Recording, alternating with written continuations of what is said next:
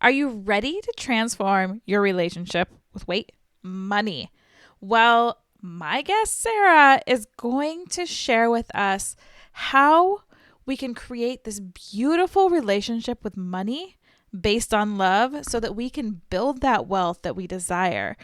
And let me tell you, this is not your typical money conversation. Yes, we're breaking free from the limiting beliefs. We're cultivating abundance. We're building the businesses and lives that we desire. But at the root of everything that Sarah does is this playful fun. She's bringing fun to this taboo topic of money. And we are gonna just fall in love with money all over again so that we can do big things in our life, because more income equals bigger impact. So without further ado, let's get into it. Welcome to the Feed Your Business with Love podcast with your host, Jen Dragonette. You are about to experience a tsunami of self-love in your life and business, because you have too much magic inside to just be a ripple. It's time to let go of society's standards and own who you really are. Your unique story is what makes you magical. Own it.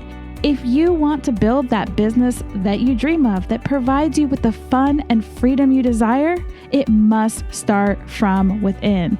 Self-love is the key to success. It's time to unleash the magic inside by being your true self and watch your life and business unfold into something magical. All right, let's go. So welcome to the podcast, Sarah. This is going to be a really fun conversation. So I know you're going to want a pen and paper. You just better grab it. So welcome.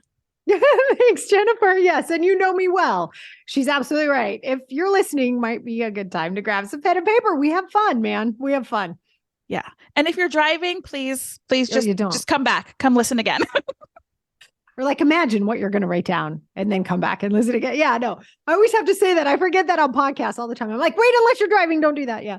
Yeah. But why I'm really excited about this is that you have a story that you came from corporate.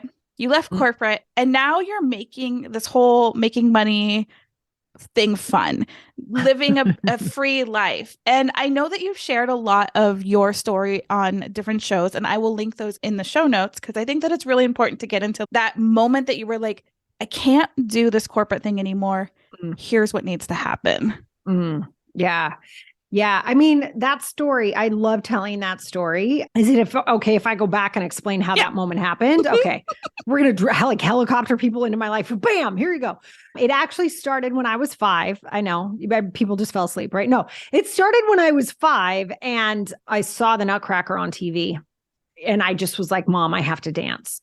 I was blown away by the beauty I saw. I just was stunned. I did not know this was a thing. And I fell in love with dance. We were extremely poor. So it's not like I got high-end training or anything like that. My skill set came basically from Paula Abdul throwing chairs on MTV. I don't know if you guys remember that video, if you're old like me. Janet Jackson's Rhythm Nation. I mean, come on. Like, this is really how I learned how to dance, was kind of mimicking that, watching these videos and just falling in love with this medium. And in my little tiny town where I was raised outside of Salt Lake City, Utah, one of the biggest things we could do was try out for the high school dance team. And so I worked so hard to do this. I mean, there were knee drops. There was a little bit of like that choreography in the tryout dance. And I worked so hard. I remember being so sore. But there I was at 16 after wanting to do this for 11 years now, right? Like, I'm so excited. I try out for the dance team because it's all I've got. And I made the team and I was so excited. Like, we had this really tight knit community. People are dropping off flowers. Like, everyone's so happy for me. I'm like, oh my God, this is amazing. And then we got the letter that talks about how much the company jacket costs and how much the costumes are going to cost and what the shoes are going to cost. And Jennifer, I don't know if you ever had one of those like borderline out of body experiences where you kind of lift up and watch yourself have something happen. I was like, oh, she's having an experience right now. I remember my stomach dropping through the floor. I remember holding that letter and like feeling like I was watching my dream slip away because there's no effing way we could afford this. There was no way this was going to happen that I could think of. And you guys, when I say I was poor, I mean, we're talking half a loaf of bread that my mother made from scratch and a jar of honey. The end. Okay. Like that kind of poor. But I was 16, so I could work. So I went to the mall and got a job. And for those of you who don't know what a mall is, just think of Stranger Things. I love you. That's a mall. Okay, so I got a job at the mall and I was like selling tchotchkes from a cart that nobody needed, but it was the 80s, so it was cool. And I got my first paycheck and I was so excited because it was enough for the deposit on my dance costumes. I was absolutely thrilled. And I didn't have a bank account. So at the time they had these customer service desks at the grocery store, like when customer service mattered in stores, right? Did I just say that? Anyway, they had a customer service desk. And so I'm walking into the grocery store to get this check cashed with my mom and my younger brother. And as we're walking in, my mom says, Sarah, the strawberries are on sale. Can we get some? And I was like, sure, I think. Thinking of the strawberries, thinking of the deposit. I'm like, yep, we can get strawberries, right? So they go to get the strawberries. I go to the service desk. I get my check cashed and I go to the express checkout lane to find her. She's not there. And I'm like, what? So I start walking up and down all the aisles of the grocery store and I see them in line with a cart full of groceries. And it's a cart full of groceries I know she can't afford. And I'm looking at what's in the cart and it's breakfast cereal for my brother. It's milk. It's lunch meat for his lunches. It's loaves of bread, the strawberries. And I'm standing there with the money in my hand, Jennifer. And I'm like, I can pay for these groceries or I can buy something I've wanted since as long as I can remember, but I cannot do both. And that moment, I decided I would never be able to take care of my family and myself. That was the decision that got made at the ripe old age of 16. I mean, it was real. I'm standing there. This is now real. This is what life looks like. You can't take care of yourself and your family at the same time. So I became the first first woman in my family to go to college and get a degree. I have 65 cousins, so that's saying something. There are now 4 of us, which I'm very proud of. So I went to UCLA, I graduated, I lived in Europe for 2 years, building houses for homeless people and working with handicapped children. It was amazing. It was absolutely extraordinary. And I come back to the States and I moved to New York City and I have this amazing corporate career and I climb the ladder and I'm in technology and I'm in startups and I'm watching venture capital fly across the planet all over the place. And I make it to the corner office that started this whole conversation. And I'm sitting there one day. And I mean, Jennifer, I was like 10 pounds thinner than I am now, but not in a good way. My heart hurt all the time. Literally, like my chest was tight all the time. I'd get sick and be sick forever, right? Like it was horrible. I never saw my children. I now have 2 kids at this point. I see them in their pajamas when I leave in the morning. They're in their pajamas when I get home at night. But I'm making a boatload of money because I decided at 16, I could take care of myself or I could take care of my family, but I couldn't take care of both. And there I was living it out. And that day, when I was like, this is not what my life is for, that morning, I'll never forget that. That morning, I got to work, and this started to happen more and more months leading up to the day I left, is people would be, there was like a line outside my office. I don't want to make it sound like there were 45 people. It was like 2, 3, 4, 5 people right outside my office coming in and asking for coaching, which I didn't call it that at the time. I didn't know what that was, but it's like, hey, can you review this email I wrote and make sure it doesn't sound horrible? I want to set myself up for X amount of a raise next year. Can you help me start to gather those points and say this in a way that's going to make sense? My coworkers aren't listening to me. How can I get them to listen? I'm really excited about this project. I don't feel like I'm very confident. Why am I the only woman in the room? Like literally this is happening, right? And so I would do all that, which was so much fun. And I loved, made my socks roll up and down. And then I'd turn to my computer and have to do the rest of my job. And I was like, no, just want the coaching part. Thanks so much, right? So I'm sitting there, the last person has left my office and I start to hear my clock tick in my office. Like, I love that sound normally, but today it was like someone kept hitting me on the back of the head every second. It was like, that's a second I've lost. That's a second I've lost. And it was so weird. It was so vivid. It was so powerful. It was so strong. And my daughter called and said, Mommy, I miss you. And I lost it. I was just like, what am I doing? And that was the day I remembered the grocery store moment. I had forgotten that I had decided at 16, this is what life was going to look like. And so in that moment, I remembered that. I got up, I walked out, and I quit. And that's the truth of what happened. Now, that's a very sexy story to tell. On the other side of it, it was terrifying. I did not know how the hell I was going to make money. I had never run a business by myself. I knew how to hire people, how to fire people. I'd watched the venture capital thing. I had this huge team I'd been running. Like I understood business, but I'd never had to do it all alone. And by the way, be the copywriter / editor / producer / video person. I'm always my own audio and technical support. It was bananas how much I had to learn and do. Plus I had 2 littles. I had a husband who was furious with me because I was the breadwinner when I quit. And there are times, I think, in our lives where we have to fight to create a new identity. And I think that's, if I could really articulate what happened that day, is the more I've studied personal development and I've understood what we're like as people, is we will fight for the identity we have of ourselves, for the way that we view ourselves. If we view ourselves as a big fat slob who can't get anything done, we'll fight for that to be true. If we fight for ourselves to be strong, fit, healthy, wealthy, we'll fight for that to be true. If we fight to be single, because, being in a relationship sucks, well, then that's what we'll have. And I think we forget that. I think we forget how powerful we are. And I think we forget that we design our destinies constantly. And I'm sure somebody listening right now is like, F you, Sarah Walton. I didn't ask for XYZ or you don't know my background.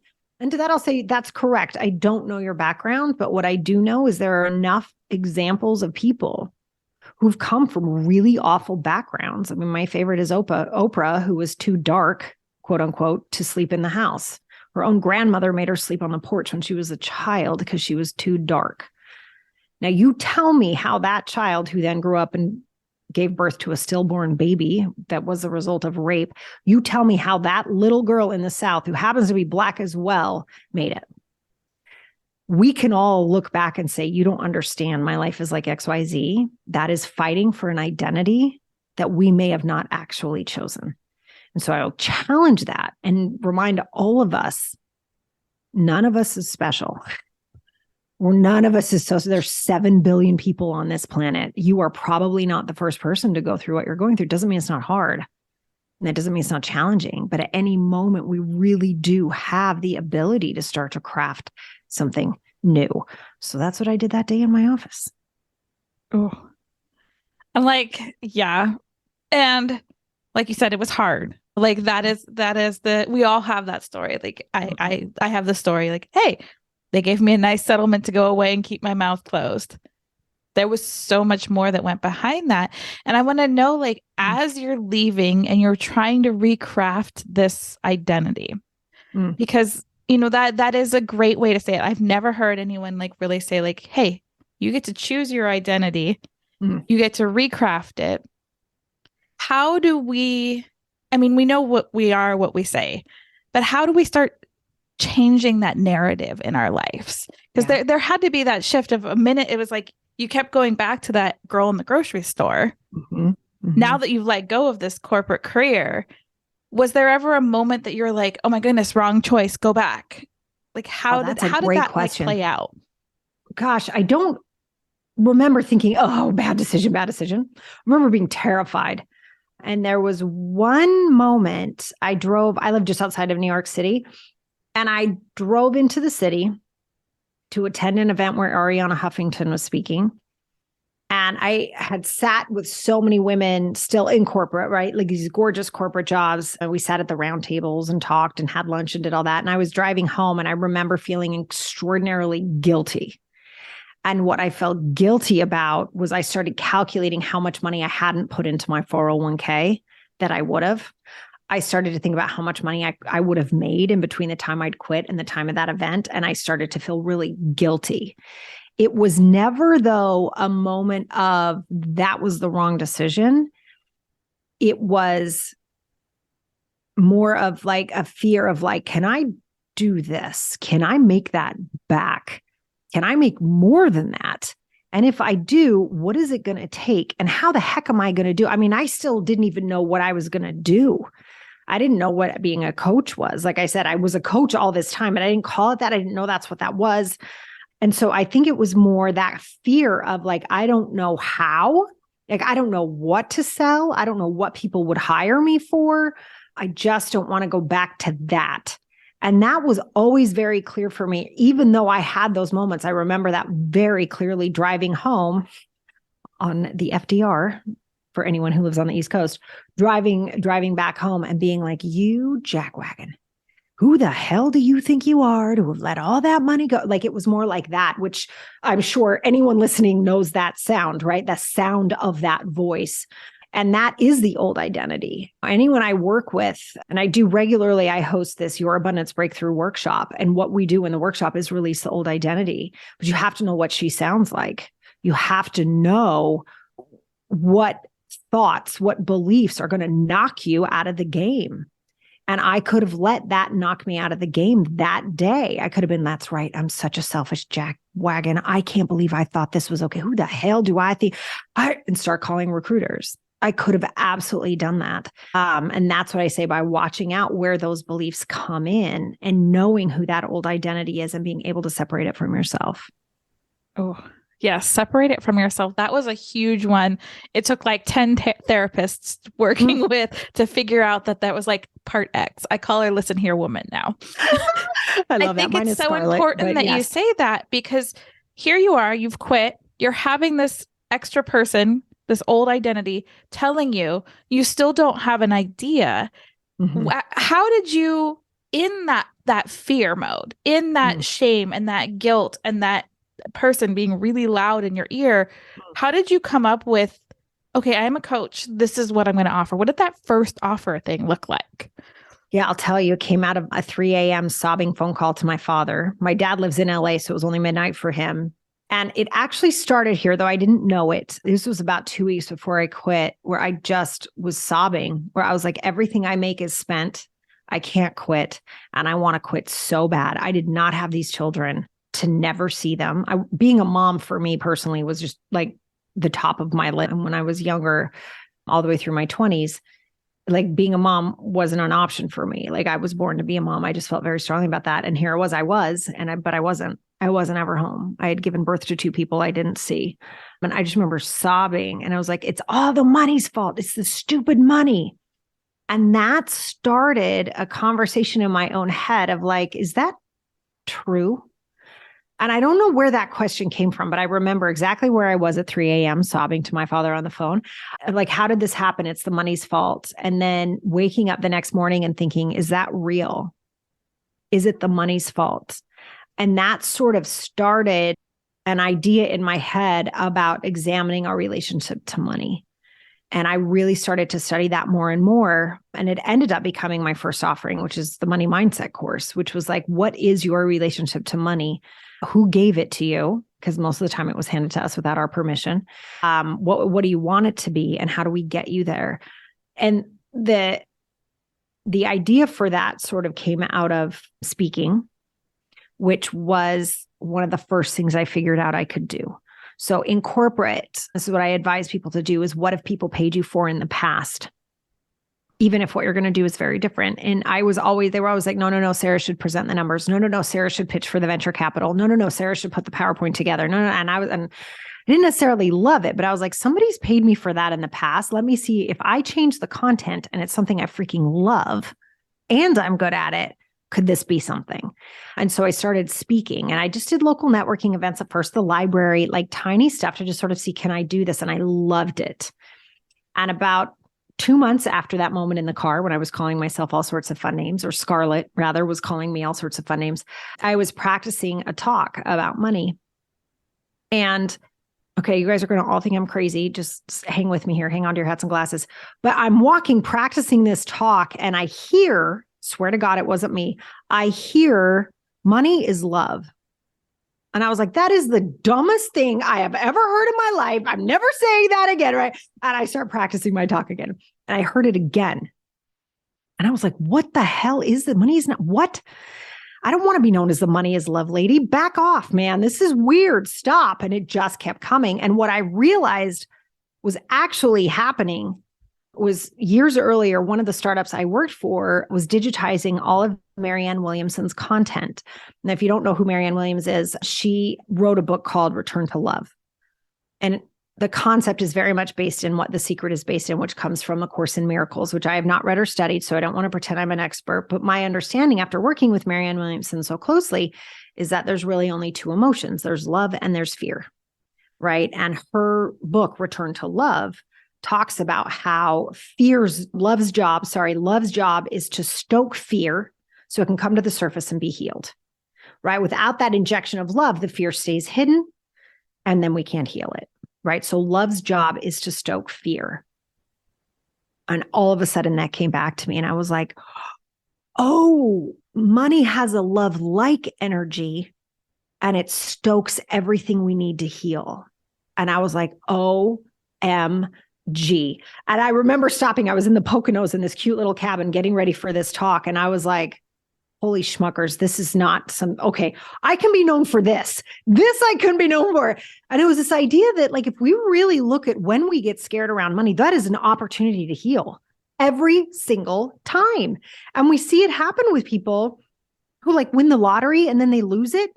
What needed to get healed was too big for them to handle it. So they got rid of the source of love. They're like, get this out of here. I can't deal with this. I don't want to heal this. Piss off, right? And so that's what we do with money. That's why I love teaching women sales, right? Because it has to work inside of your relationship to money, because you have to heal that in order to exchange your love, your value, everything you've created in your business. You need to exchange that for the love that's coming back in. And when the amount of love in your business isn't matched by the amount of love in your bank account, you feel off. And it doesn't matter which way it's incongruent. If you're overcharging, right? If the amount in your bank account doesn't match what you're actually delivering, you feel like crap, right? Yeah. And if it's way too low based on what you're giving, it also doesn't work. It just doesn't feel right. And that's an opportunity to heal and say, okay, I am undervaluing what I'm providing, not me. You are invaluable. I've said it before in the past, know your worth. It's like, that's impossible. You're a human being. You can't charge your worth.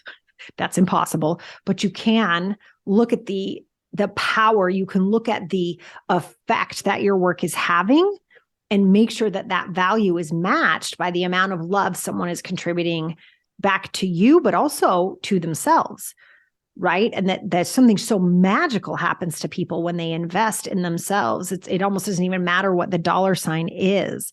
It's the process of investing in ourselves. And it's not like anything else that we can do to stoke that kind of expansion, to stoke that kind of experience of abundance and growth as we can in making sure that someone's actually invested in what we're offering. And I don't care if you're making t-shirts or if you're an accountant or if you're transforming someone's mindset. All of that is so valuable. And if you don't value it, it's because there's something about money that you have not yet healed. Oh, I'm like, mic drop. How many else out there are raising their hands? Like, okay, yep, there's still a bunch of beliefs that I know personally are getting in my own way. And just saying that, there were so many like, this is where you guys grab your pen and paper if you're not driving, write down all those things that came up, because I can't wait to write down the things that just came up for me, because it's true. And I love the aspect of like, money is love.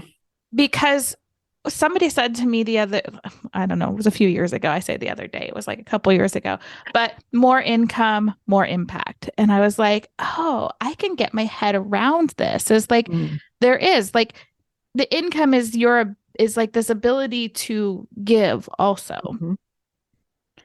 And I think that our relationship with money is something that needs to change in the entire world, starting with how we are taught in school, which is a whole nother rabbit hole conversation. But I love that you're bringing love to money and creating this relationship. So if somebody is stuck right now in their business, because we're all entrepreneurs that listen to this show, and they're like, oh, we're hustling, we just can't get past it, where do you suggest that they start? Yeah, such a good question. So there is a trifecta that I talk about, and it is where your experience and your expertise meet your talents.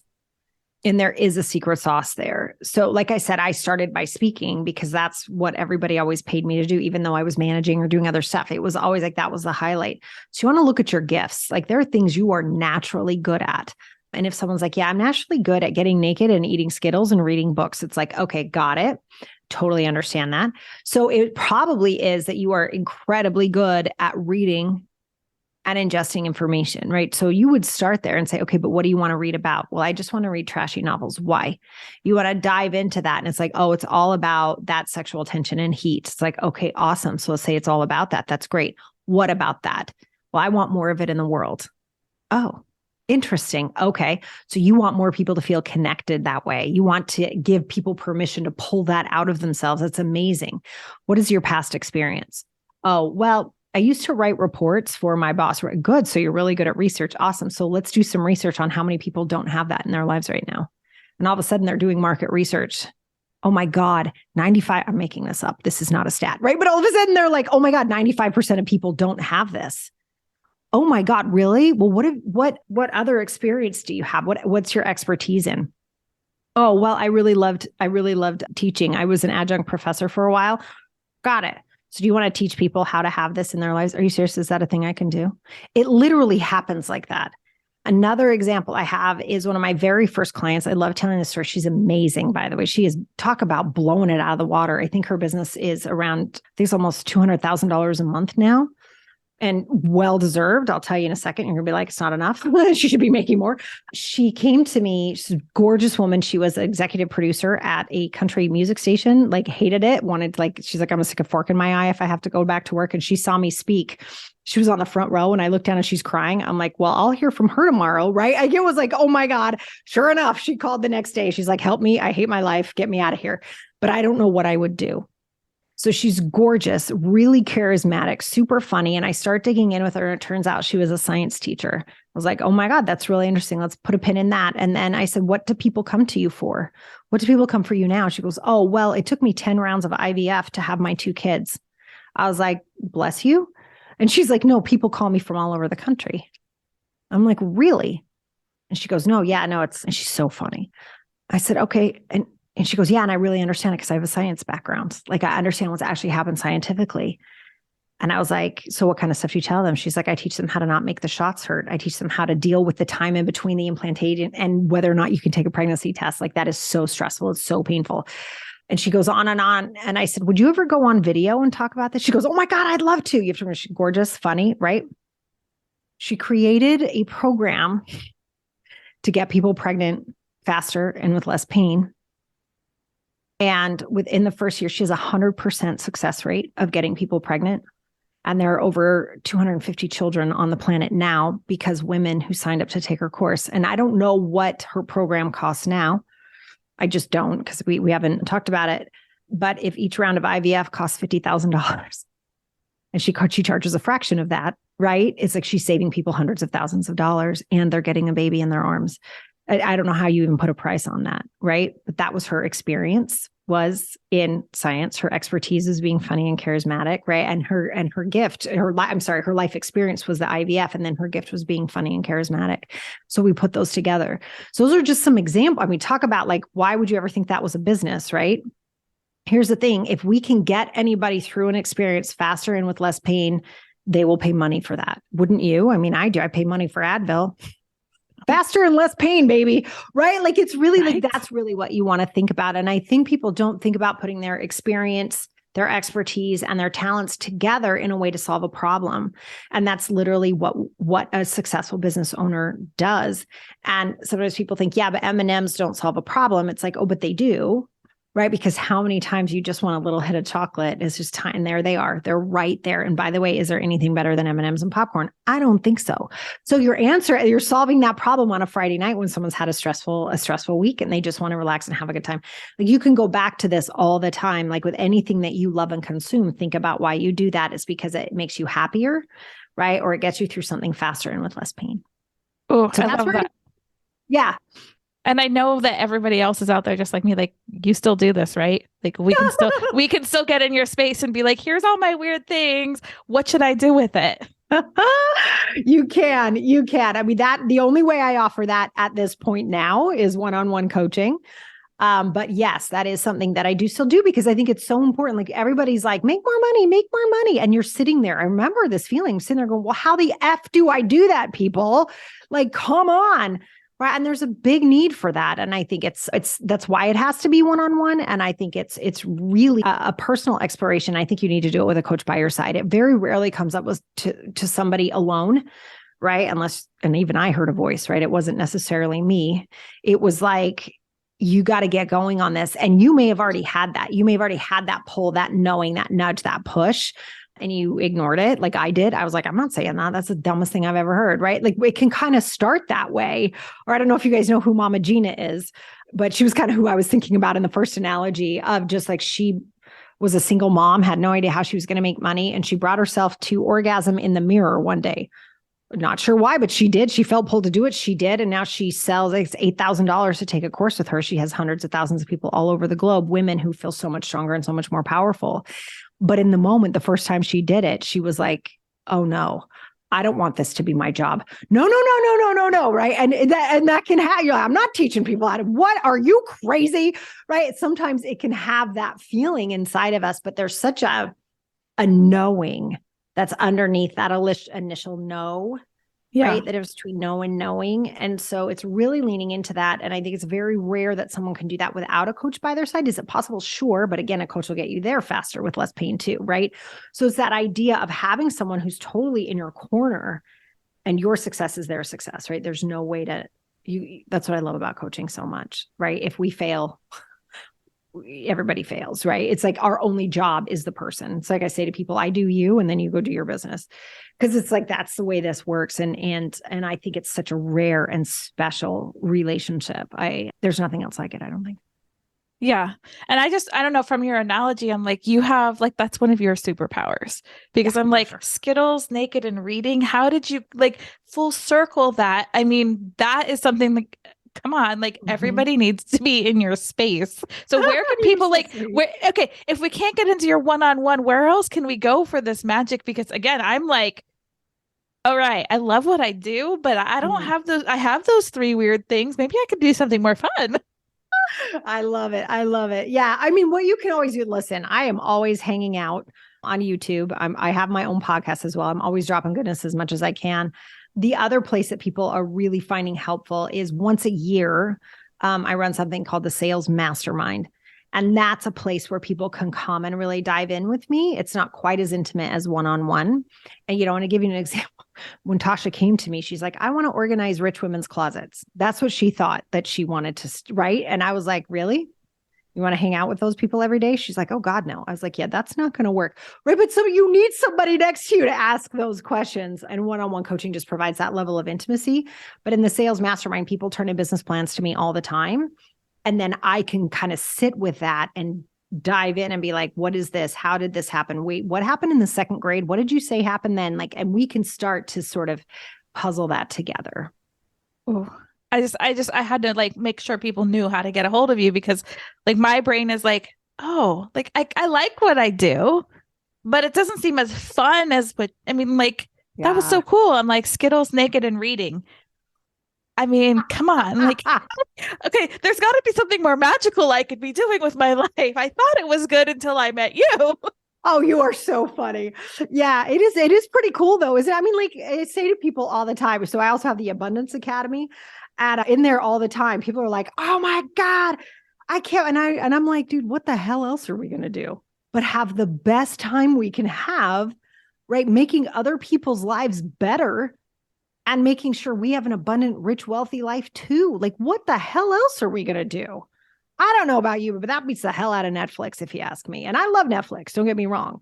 But it's like, there's so much that we can be doing that just makes us feel so alive and so rich and so committed and connected and loved. It's like, what the hell else are we going to do, dude? Yeah. And I love that you're bringing so much fun to it. Like as soon as you had pitched to be on here, and I'm like, okay, I'm binging your YouTube channel. I'll have to add you to the podcast, because I started on YouTube and I was like, I'm not leaving. This is good enough for now, because this is amazing. And it's that energy. And I think that that's one of the aspects of like you associating money with love is that energy. There's that fear energy. There's the love energy. And those are the only two. They truly are the core of everything. And I love how you're using it to bring fun to this topic that's a little bit, I hate that money is so taboo. I'm like, I almost feel like it's easier to talk about our sex lives than it is to be like, hey guys, I only made, I don't know, like $5,000 last month, and I don't know how I'm going to pay to, like, we just sweep it all under the rug when we're like, instead we're like, hey guys, I had this great orgasm last night.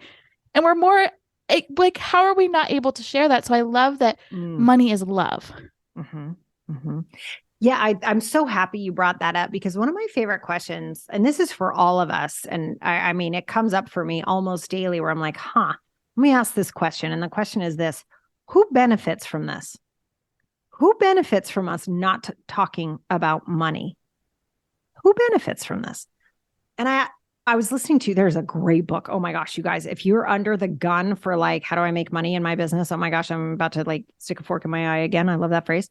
And that is, do you know who Jamie Kearns-Lima is? I didn't know. I just was introduced to her world about a month ago. She is the founder of It Cosmetics, and her story is absolutely harrowing. Like, this woman has more grit than anyone. And I'll give away the punchline, because if you ever hear her speak or hear her on a podcast, she talks about this in the first 30 seconds. So I'm not giving anything away, but the book Believe It is fantastic.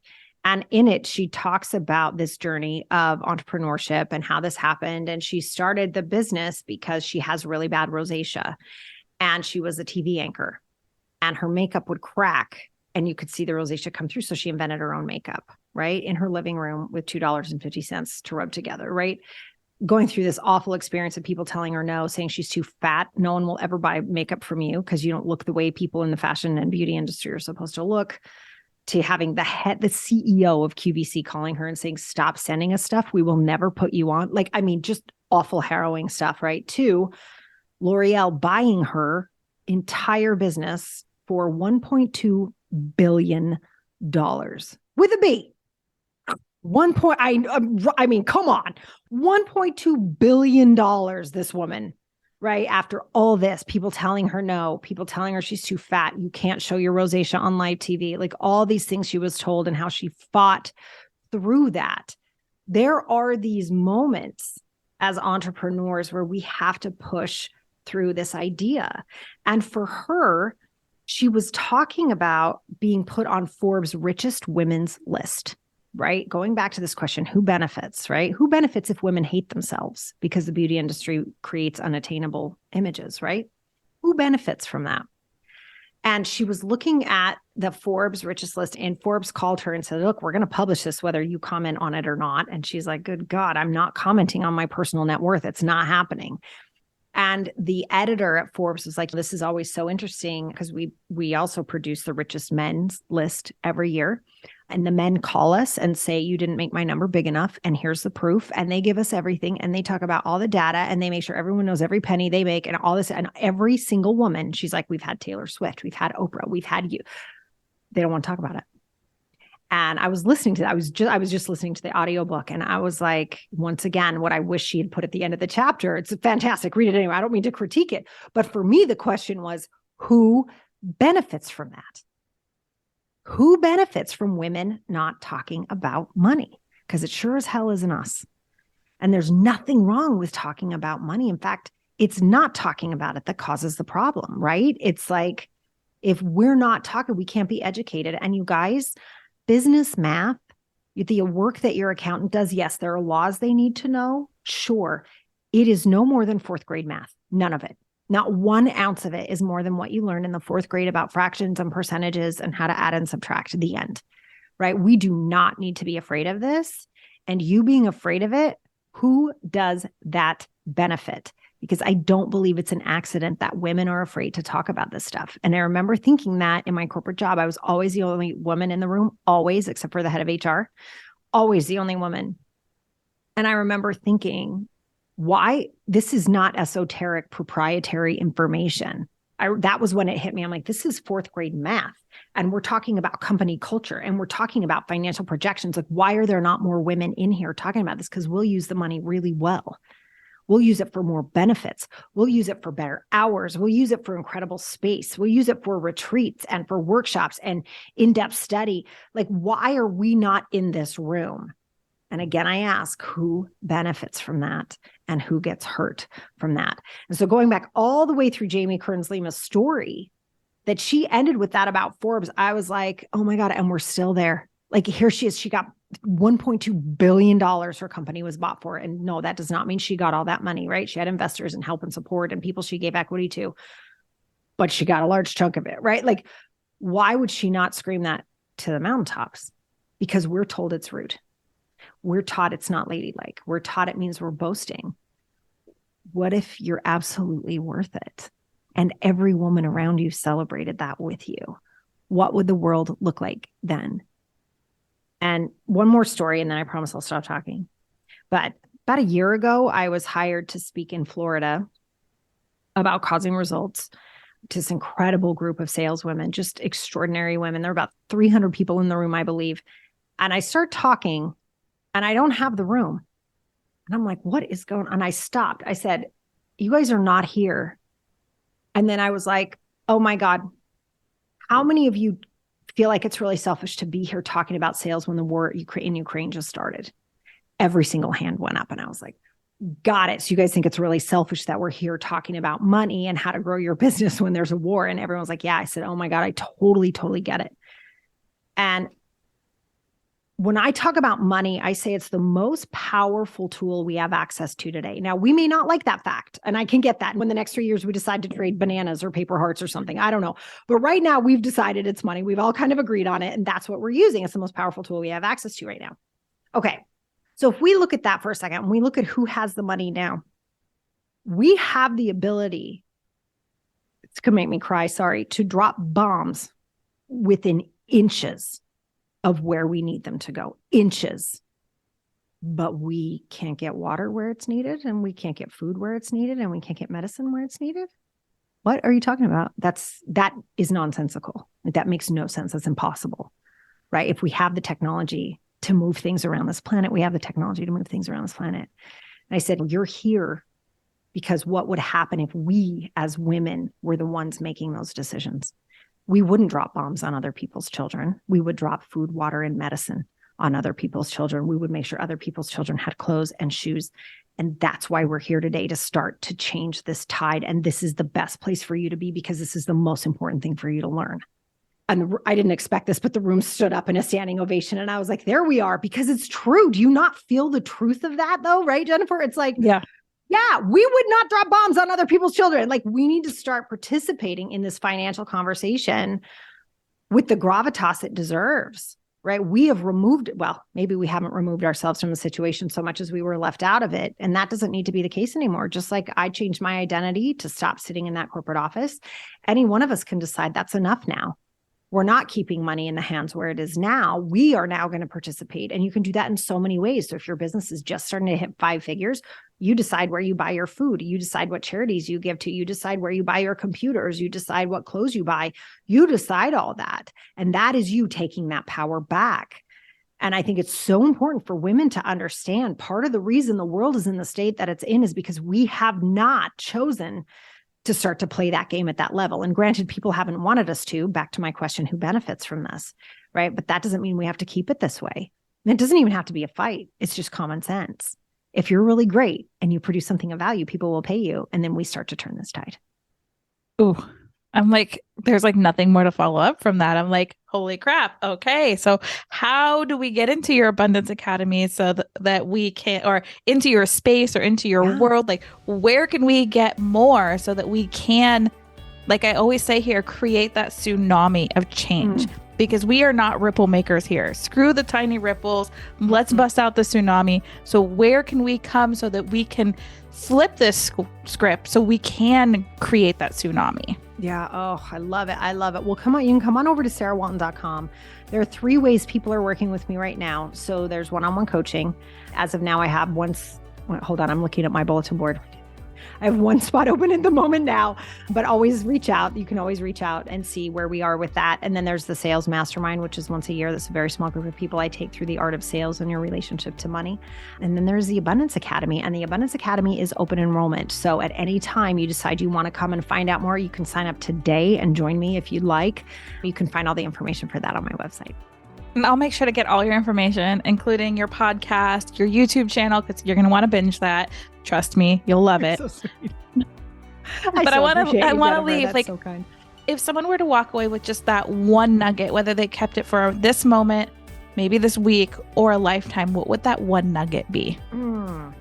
There's only two reasons that someone might be down the path further than you. What I was going to say, that you're not further down the path that you want to be, right? So there's two reasons people are further down the path than you are. One, they're either doing something you're not doing, or they know something you don't know. That's it. And the beauty is you can learn both those things. So go do whatever it is you want to do, because you can start doing something you're not doing today, and you can learn something you don't know right now.